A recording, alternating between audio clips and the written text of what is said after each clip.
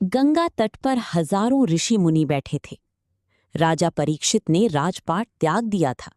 सिर्फ 7 दिन का जीवन शेष था।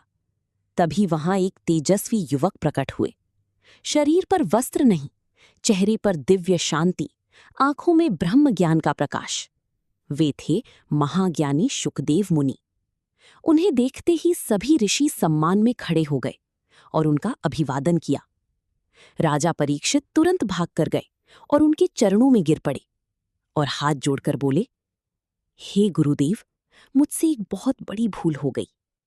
मुझे 7 दिन बाद तक्षक नाग की डसने से मृत्यु का श्राप मिला है। मेरी मृत्यु में मात्र 7 दिन बचे हैं।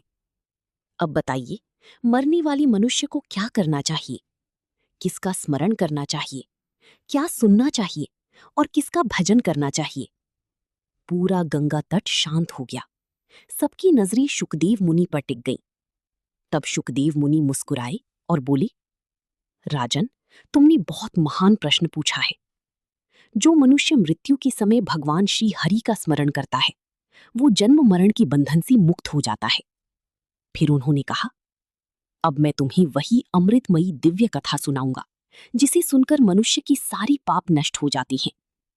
ये कथा है श्रीमद् भागवत महापुराण की और इसके केंद्र में है स्वयं भगवान श्री कृष्ण।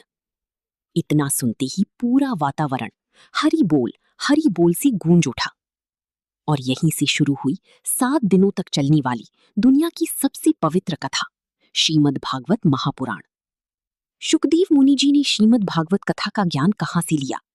क्यों एक छोटी सी बच्चे को शुकदेव मुनि कहा जाने लगा? किन कारणों से एक बच्चे के सामने बड़े से बड़े ज्ञानी महापुरुष भी झुक गए? सुनिए अगले एपिसोड में कि कौन है शुकदेव मुनि जी।